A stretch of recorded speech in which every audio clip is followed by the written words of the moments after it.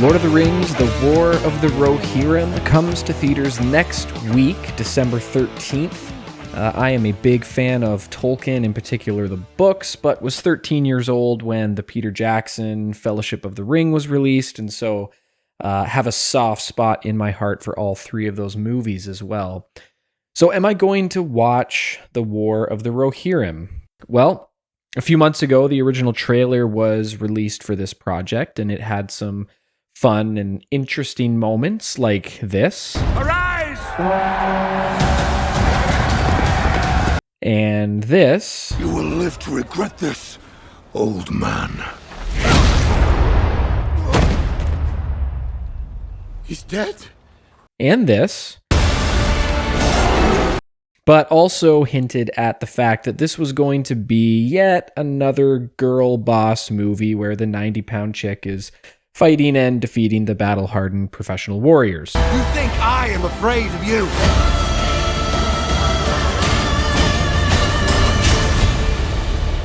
You should be. Well, just a few days ago, they released an 8-minute sneak peek on YouTube. So the question is, did this make it more or less likely that I'm going to go see this movie?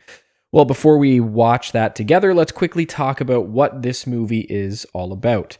For those who are planning on seeing this movie and want an entirely spoiler-free experience, you actually might not want to watch the rest of this video.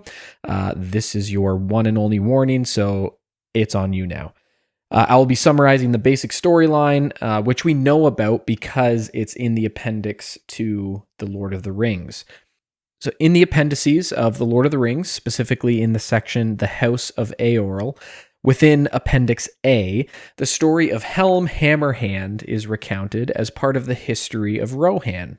You will recall from either the books or the movies that Helm Hammerhand is the king who Theoden references in The Two Towers while at the Battle of Helm's Deep. The horn of Helm Hammerhand shall sound in the deep. One last time. Yes! So here's a quick plot summary of this story that takes place 183 years before the start of the Fellowship of the Ring.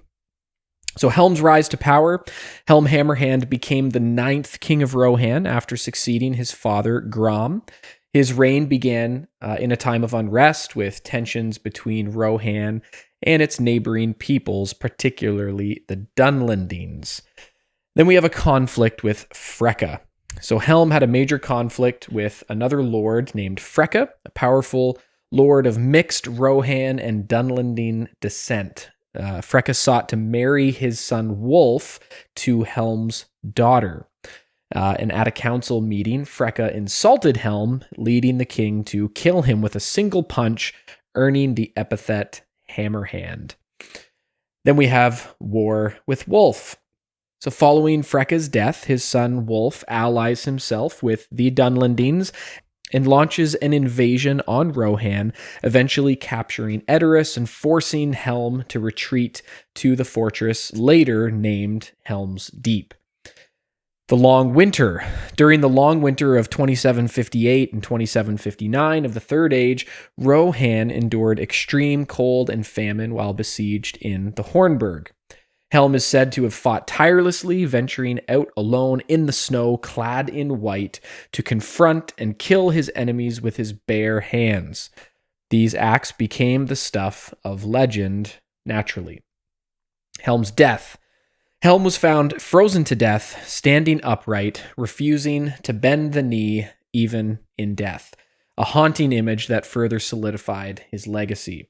His death marked the end of his house's direct line. Legacy.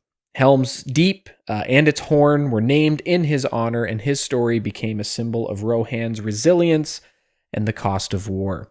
Now, eventually, one of Helm's sister's sons, Freylof, would retake Edoras and kill Wolf, beginning a new line of the kings of Rohan, the line from which Theoden would eventually come. So this is the story that is being told in The War of the Rohirrim, a story of internal conflict between the peoples of Rohan and a story of their legendary king, Helm Hammerhand. At least that was the original story that was supposed to have been told. From a Screen Rant article entitled "Step Aside Galadriel, War of the Rohirrim will be the feminist story Lord of the Rings actually needed." Oh boy. We are told that, quote, "The upcoming anime movie, The Lord of the Rings, The War of the Rohirrim, will be set about 200 years before the events of Frodo's story. Early in the film's production, it was said that it would follow the war between Rohan's Helm Hammerhand and the Dunlendings. While this is still true, it has since been revealed that the War of the Rohirrim will center more on Helm's daughter, who was unnamed in Tolkien's version of the story." I have only one question.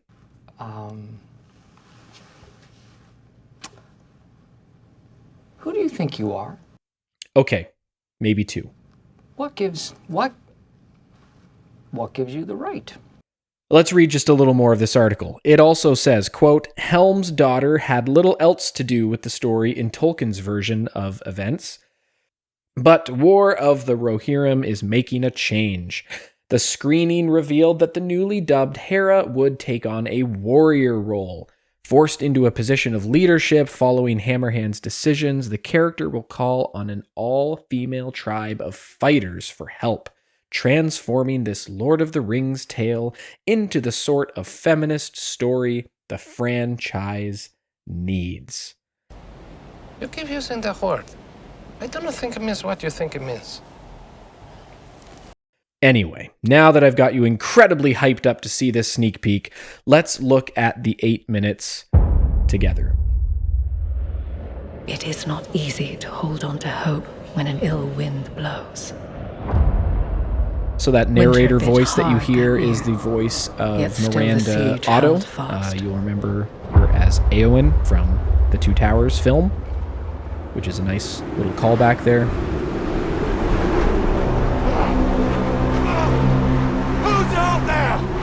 So we have some Dunlendings here, with some creepy vampire teeth. This is the character Wolf that we mentioned in the plot summary, coming out of his tent. What happened here? Speak! He killed them all. I saw. He tore them apart with his bare hands. Who did? Helm Hammerhand. He's no living man. It's not natural, the thing I saw. He's coming for us all.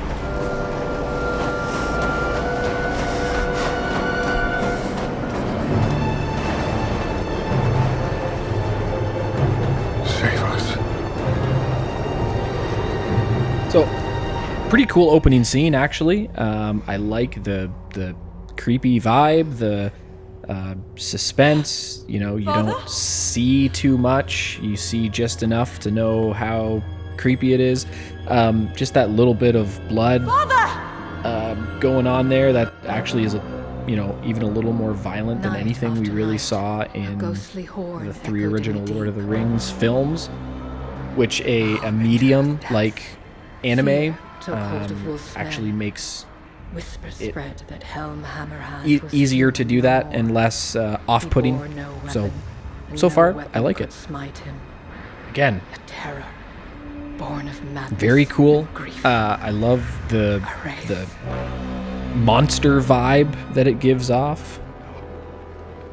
And you can see here the just destruction that he's causing to Wolf's armies. His carefully laid plans in disarray.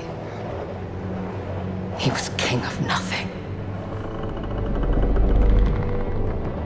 But Wolf, son of Freka, would be damned before he was defeated by a ghost. Is it true what they say? What? Has the king become a monster? A terrible, unholy sight. Eyes that burn like coals as he feasts on the flesh. Helm Hammerhand is no wraith. Then how did he disappear from a locked and guarded room? Answer me that. I don't know, but I do know he can't walk through walls. Perhaps he can. The only ghoul haunting these halls Presumably that is how he escaped from the locked and guarded room. Hera? Olwen, can you hear me? Hera? Where's she gone? Olwen!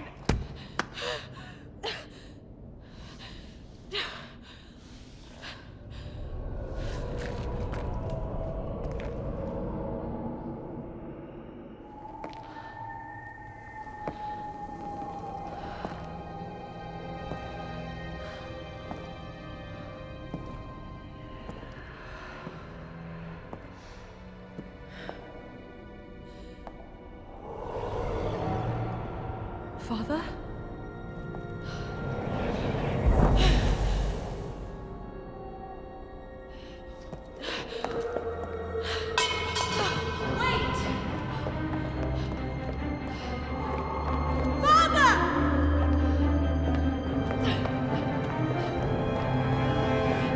Near the glittering caves of Helm's Deep, I assume, is where we're running through right now. Wait!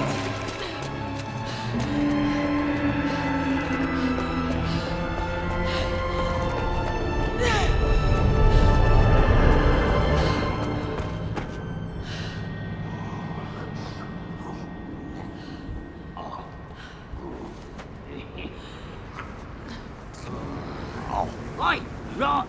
Check him before you eat him, you fat slug! Orcs. I told you before. Orders from on high. What does Mordor want with rings? So, I mean, whatever, a neat little callback to the main story of the Lord of the Rings trilogy, with these orcs gathering up any rings that they find, not knowing why Sauron wants rings in the first place. Totally irrelevant to this story. You'll also notice these two guys are voicing these two orc characters, proving that Treebeard was actually right and Merry and Pippin are actually orcs. Some sort of cave troll or something here, which is a neat take on a troll, different than anything we've really ever seen before.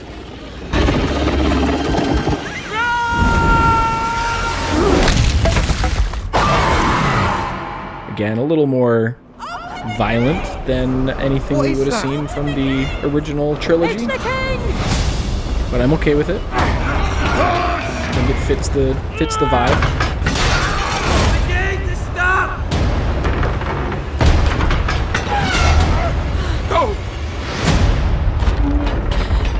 What are you doing? Rohan still needs you. No, Hera. They need you. You must lead them now. No. Helm, no. They literally need you. They need you to be out there punching Wolf's army to death. But anyway. Perhaps not, but there is something you can do. You can choose. You can choose how this ends.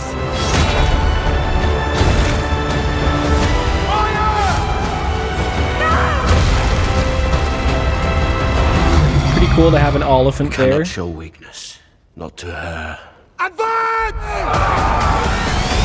Is there no one left to face me? I mean, I love all this stuff with Helm Hammerhand. Seems like a really cool character. I like the voice actor. You a king. So whom are you, pledge?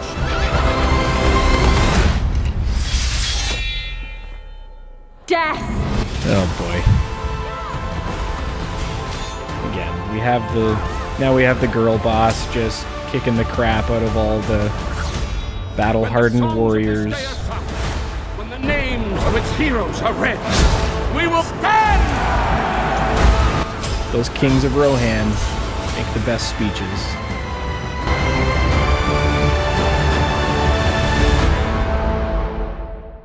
Look, final thoughts.